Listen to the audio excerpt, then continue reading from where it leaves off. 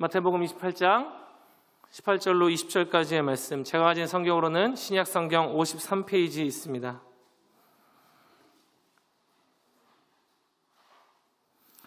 우리 세 절의 말씀인데요, 짧은 말씀이니만큼 우리 한 목소리로 합독하여 읽도록 하겠습니다. 우리 함께 읽도록 하겠습니다. 시작. 예수께서 나와 말씀하여 이르시되 하늘과 땅의 모든 권세를 내게 주셨으니 그러므로 너희는 가서 모든 민족을 제자로 삼아 아버지와 아들과 성령의 이름으로 세례를 베풀고 내가 너희에게 분부한 모든 것을 가르쳐 지키게 하라. 볼지어다 내가 세상 끝날까지 너희와 항상 함께 있으리라 하시니라. 아멘. 이 시간 담임 목사님께서 세례를 주라 하신 명령으로 말씀 증거해 주시겠습니다. 잠시 기도하고 말씀 나누겠습니다. 하나님 아버지, 주일 오후 시간에도 우리가 다시 한자리에 모여 예배하게 하시니 감사합니다. 우리 인생의 가장 중요한 사명, 가장 중요한 본분은 주님을 영화롭게 하며 주님 앞에 예배하는 것임을 기억하게 하셔서 모든 예배마다 기쁨으로 임하게 하시고 예배마다 주님을 만나게 하시고 예배마다 주님의 강력하신 임재를 경험케 하여 주옵소서. 오늘 이 오후 예배 가운데에도 주님 앞에 귀한 예물 드린 손길들을 주님 기억하여 주시고 그 모든 예물 감사함으로 믿음으로 드린 예물이오니 주님 모든 기도의 응답 가운데 신실하게 응답하시며 하나님 당신의 살아계심을 능히 나타내 주옵소서. 모든 것 감사드리오며 예수님의 이름으로 기도 올리옵나이다. 아멘. 할렐루야. 식사하셨습니까? 네. 어디서 식사하고 오십니까? 궁금했어요. 교회에서 식사를 못 드리고 있어서 어디서들 식사들을 하고 이렇게 오실까. 집에 갔다 오셨어요? 오전 예배 드리시고 또 집에 다녀오시고. 네. 조금만 더 기다리시면 우리 교회 멋지게 만들어 놓은 식당에서 함께 식탁에 교제할 날이 속히 올 줄 믿습니다. 그날을 꿈꾸고 기대합니다. 사실 저희 교직원들은, 교육자들은 매일 거기서 식사를 하거든요. 식사할 때마다 밥은 맛있게 먹지만 마음은 너무 불편합니다. 왜 그럴까요? 이렇게 준비해 놓은 식당에서 성도님들이 식사하지 못한 것에 대한 부담이, 그리고 안타까운 마음이 저희 안에 늘 있어서 빨리 그날이 오기를 소망합니다. 오늘 우리가 함께 나눌 말씀은 마태복음 28장의 이 짧은 말씀, 우리가 너무 잘 아는 이 말씀. 오늘 우리 목사님 잠깐 앞에서 기도해 주셨지만 믿음의 자부심을 가지라 고백했고 또 갖기를 원한다고 기도한 것처럼 잘 표현해 주신 것 같아요. 세례라는 것은 우리에게 믿음의 자부심을 주는 증표입니다. 그런데 우리는 세상에 나가서 결코 이 증표를 자랑하지 않는 것 같아요. 오늘 유아 세례 그리고 학습, 입교, 세례를 받는 우리 모든 열방의 지체들은 이 세례 받음을 인하여 온 세상 가운데 이것을 자랑하는 자부심을 가지셨으면 좋겠습니다. 기존에 우리 이미 세례를 받으신 우리 성도님들, 내가 세례받은 그리스도인으로서 어떤 자부심을 갖고 살아가는지를 다시 돌아보십시오. 제가 얼마 전에 어떤 영상에서 아마 오래 지난 영상인 것 같아요. 무엇을 봤냐면 어떤 대기업에 들어가는데 인턴으로 들어갔는데도 인턴도 사원증을 주더라고요. 그 사원증을 목걸이처럼 이렇게 걸고 다니는데 그 사원증을 받은 그 기쁨, 그 뿌듯함, 그 성취감, 그리고 그것을 수많은 주위 사람들에게 나 이거 보라고, 나 이 기업의 사원이다라고 사원증을 보여주는 그 모습을 잠깐 생각하면서 여러분, 우리에게는 눈에 보이지 않지만 그리스도의 제자로서 하나님의 아름다운 신부로서 하나님의 거룩한 백성이라는 세례 교인이라는 증표가 우리에게 늘 사원증과 같이 걸려 있음을 기억하시고 그것을 날마다 자랑하시기를 주님의 이름으로 축복합니다. 예수님께서 신약에서 제정하신 성례는 두 가지이죠. 하나는 세례, 하나는 성찬입니다.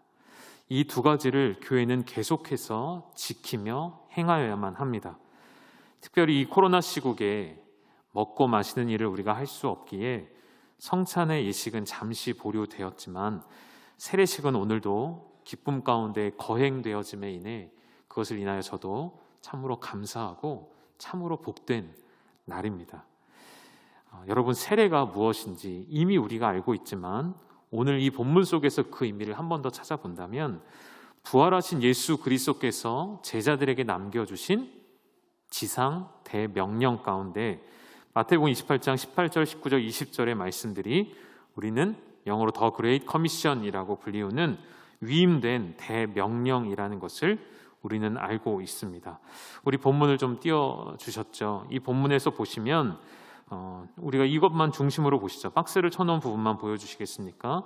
예수님께서 우리에게 명령해 주셔서 우리가 해야 할 일은 가서 세례를 베풀고 또 중간에 제자를 삼고 세례를 베풀고 가르쳐 지키게 하라는 내용들입니다.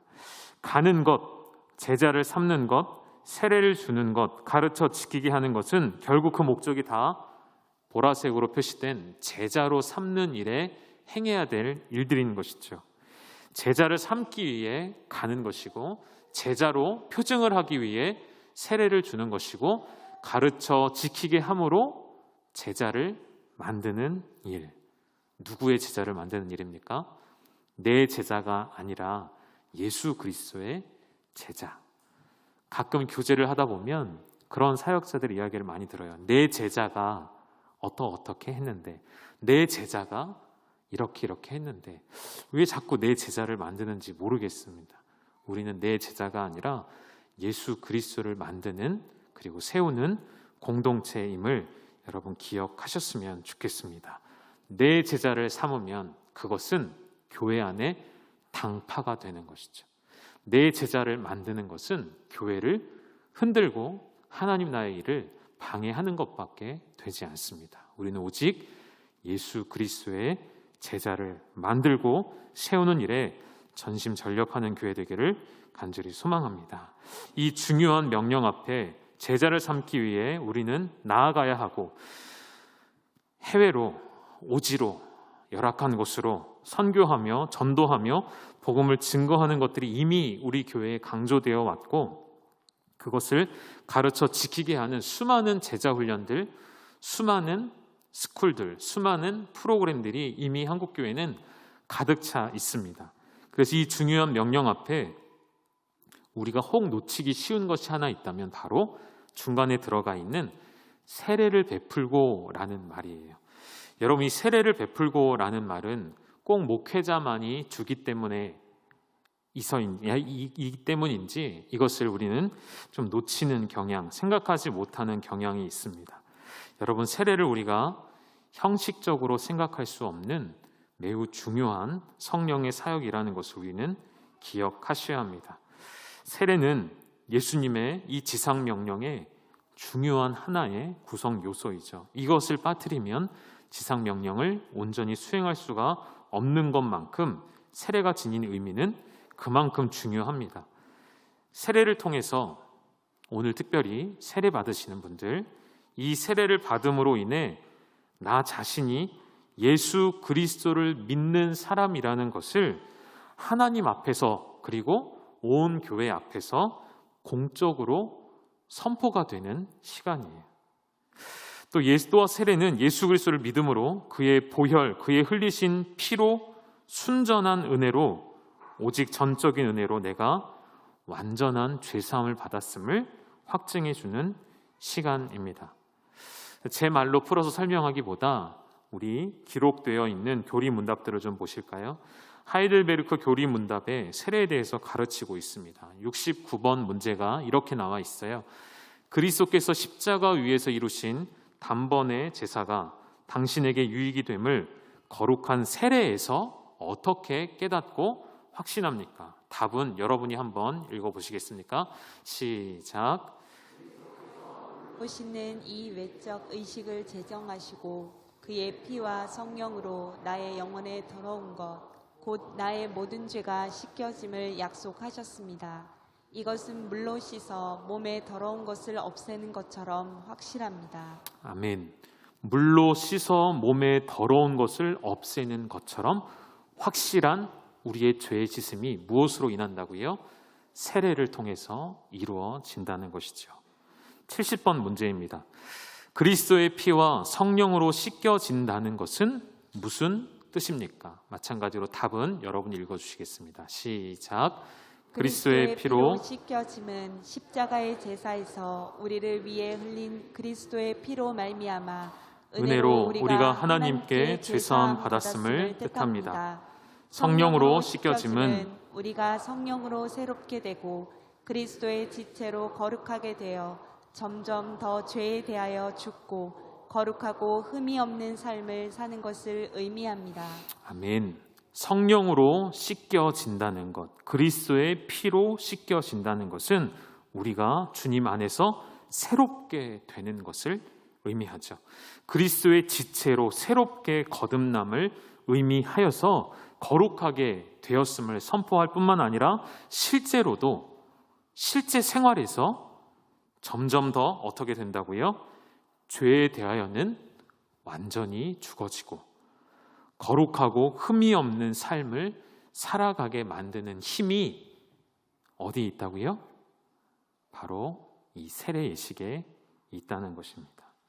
그러하기에 우리는 이 세례 예식을 단지 하나의 형식으로 예식으로만 받는 것이 아니라 우리 내면에 역사하시는 하나님의 성령의 역사로 받아들이시기를 주님의 이름으로 축복합니다.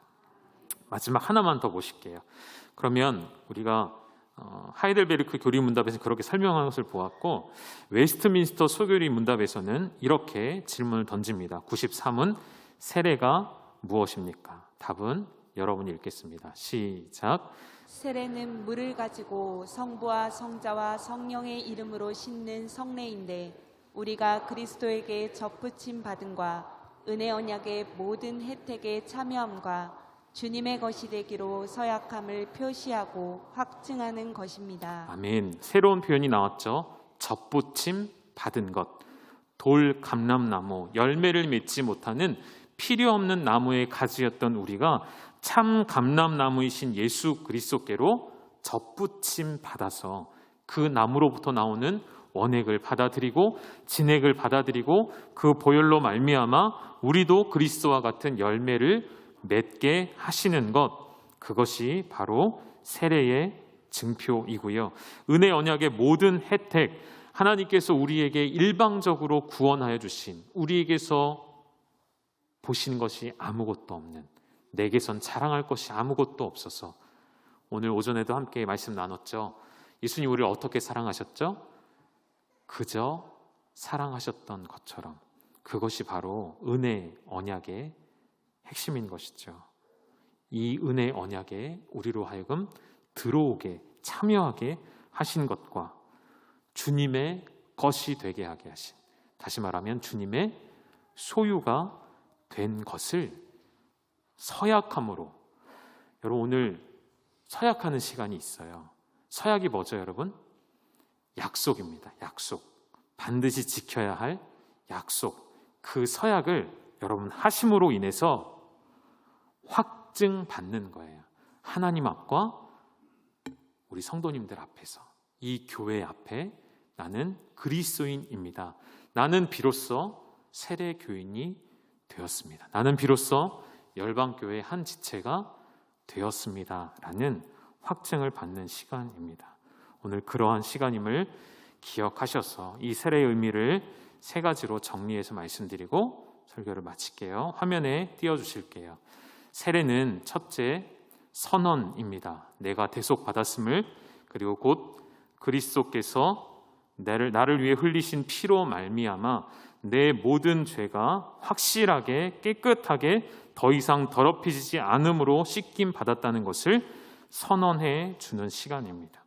두 번째, 우리에게 다시금 상기시켜 주는 시간입니다. 무엇을요? 내가 그리스도와 함께 죽었고 그리스도와 함께 다시 살아났음을 상기시켜 주는 것이 세례입니다. 마지막 세 번째, 확증입니다. 세례는 우리가 그리스도와 연합되어 한 몸 되었다는 것을 확실히 증거해 주는 확증의 시간입니다. 이 중요한 세례의 의미를 결코 가볍게 여기지 마시고 오늘 입교와 세례를 받는 우리 모든 지체들, 이 세례의 무게를 느끼시고 마음속에 새기셔서 세례 받은 그리스도인으로 살아가기에 부족함이 없는, 그리고 부끄러움이 없는 하나님의 사람들 되시기를 축원합니다. 우리 앉아 계신 성도님들에게도 다시 한번 부탁드립니다. 세례 받은 그리스도인으로 살아가기에 부끄러움이 없도록 늘 말씀 앞에 우리를 비추어 보며 주님과 연합된 하나님께 영광이 되어지는 은혜의 삶을 살아가시기를 주님의 이름으로 축원합니다.